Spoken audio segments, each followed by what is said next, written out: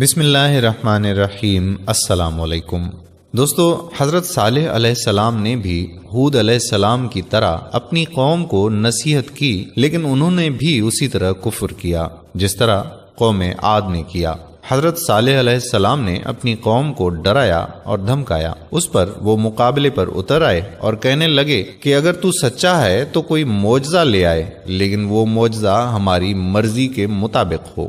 اس سرکش قوم نے آپ سے یہ معجزہ طلب کیا کہ آپ اس پہاڑی کی چٹان سے ایک گابھن اونٹنی نکالیے جو خوب فربا اور ہر قسم کے عیوب و نقائص سے پاک ہو۔ چنانچہ آپ نے چٹان کی طرف اشارہ فرمایا تو وہ فوراً ہی پھٹ گئی اور اس میں سے ایک نہایت ہی خوبصورت و تندرست اور خوب بلند قامت اونٹنی نکل پڑی جو گابھن تھی، اور نکل کر اس نے ایک بچہ بھی جنا، اور یہ اپنے بچے کے ساتھ میدانوں میں چرتی پھرتی رہی۔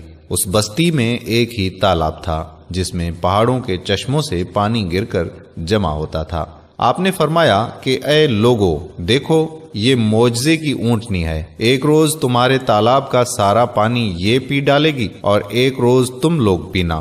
پھر آپ نے قوم سمود کے سامنے یہ تقریر فرمائی کہ اے میری قوم، اللہ کو پوجو، اس کے سوا کوئی معبود نہیں، بے شک تمہارے پاس تمہارے رب کی طرف سے روشن دلیل آئی، یہ اللہ کا ناقہ ہے، تمہارے لیے نشانی، تو اسے چھوڑ دو کہ اللہ کی زمین میں کھائے، اور اسے برائی سے ہاتھ نہ لگاؤ کہ تمہیں دردناک عذاب آئے گا۔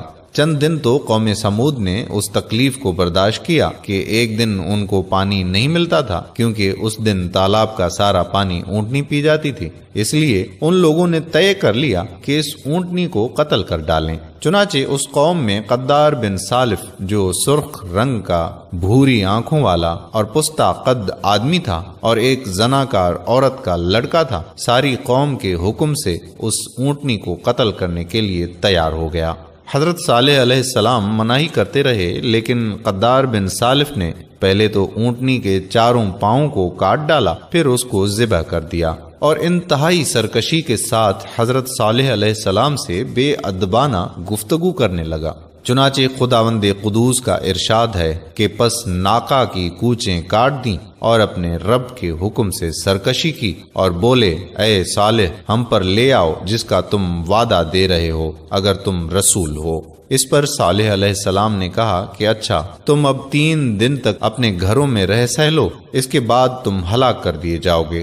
وہ لوگ ڈرنے کے بجائے صالح علیہ السلام کو دھمکیاں دینے لگے، اگر تو سچا ہے تو لے آ عذاب ہم پر۔ اس کے بعد وہ مشورہ کرنے لگے کہ آج رات صالح علیہ السلام کو بھی مار ڈالو۔ انہوں نے آپس میں قسمیں کھا کھا کر یہ عہد کیا کہ آج ہی صالح علیہ السلام اور اس کے گھر والوں پر چھاپا ماریں گے، اور اس کے وارثوں سے کہہ دیں گے کہ ہم اس کی ہلاکت کے وقت موجود نہیں تھے اور ہم بالکل سچے ہیں۔ اب یہ لوگ صالح علیہ السلام کے گھر کی طرف چلے۔ ان کا گھر پہاڑ کی چوٹی پر تھا۔ جب وہ لوگ پہاڑ پر چڑھ رہے تھے تب زمین نے ہچکولے کھانے شروع کر دیے۔ ایک چٹان اوپر سے آئی اور ان تمام کو پیس کر رکھ دیا۔ ان 9 لوگوں کی ہلاکت کے ساتھ ہی اللہ کے عذاب کی شروعات ہو چکی تھی۔ چنانچہ صالح علیہ السلام نے اپنے ساتھیوں سمیت اس بستی کو چھوڑ دیا۔ صبح ہوئی تو لوگوں نے عجیب منظر دیکھا کہ قوم سمود کے تمام لوگوں کے چہرے زرد تھے۔ وہ سب رونے لگے کیونکہ عذاب کے آثار نمودار شروع ہو چکے تھے۔ دوسرے دن تمام کے چہرے سرخ اور تیسرے دن سیاہ ہو چکے تھے۔ یہ منظر دیکھ کر سب چیخ کر پکارنے لگے اور اپنی قبریں کھودنے لگے۔ اب انہیں یقین تھا کہ عذاب کا وعدہ برحق تھا۔ اللہ تعالیٰ نے باقی قوموں کی طرح انہیں ایک قسم کا عذاب نہیں دیا تھا، جیسے قوم نوح کو طوفان کے ذریعے ہلاک کیا گیا، قوم عاد کو ہوا کے ذریعے، لیکن قوم سمود کو اللہ نے طرح طرح کے عذاب سے دوچار کیا، اس لیے کہ انہوں نے اپنی مطلوبہ شرط پوری ہونے کے باوجود ایمان قبول نہیں کیا تھا۔ عذاب کی ابتدا زلزلے سے ہوئی، جس کی وجہ سے وہ لوگ اپنے گھروں میں اوندھے کے اوندھے پڑے رہ گئے۔ پھر آسمان سے زوردار کڑک کی آواز آئی جس نے ان کے بھیجے پھاڑ کر رکھ دیے۔ ایک ہی لمحے میں وہ ایک ساتھ ڈھیر ہو گئے۔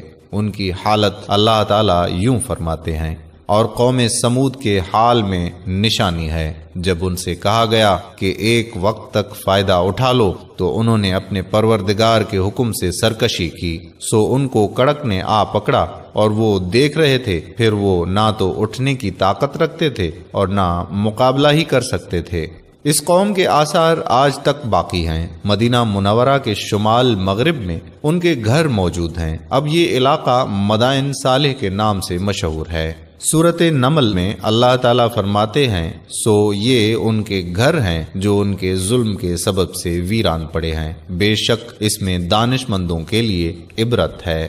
اللہ نے ان کے گھروں کو نشانی کے طور پر باقی رکھا تاکہ آنے والوں کے دلوں میں کسی قسم کا شک نہ رہے۔ ہجرت کے وقت صالح علیہ السلام نے فرمایا کہ میں نے تم لوگوں کی خیر خواہی چاہی، لیکن تم لوگ خیر خواہوں کو پسند نہیں کرتے۔ اس کے بعد حضرت صالح علیہ السلام ایمان لانے والوں کے ساتھ فلسطین کے علاقے رملہ کے قریب آ کر آباد ہو گئے اور باقی زندگی وہیں گزاری اور یہیں آپ کی وفات ہوئی۔ دوستو، امید کرتے ہیں کہ ہماری آج کی ویڈیو آپ کو ضرور پسند آئی ہوگی۔ پسندیدگی کا بہترین اظہار یہ ہے کہ ویڈیو کو لائک کریں، شیئر کریں اور اپنے دوستوں احباب کے ساتھ بھی شیئر کر دیں۔ جزاک اللہ خیرہ۔ السلام علیکم ورحمۃ اللہ وبرکاتہ۔ آپ تمام بھائیوں اور بہنوں کا ویڈیو دیکھنے کے لیے بہت بہت شکریہ۔ آنے والی ویڈیو تک اجازت دیجیے۔ اللہ حافظ۔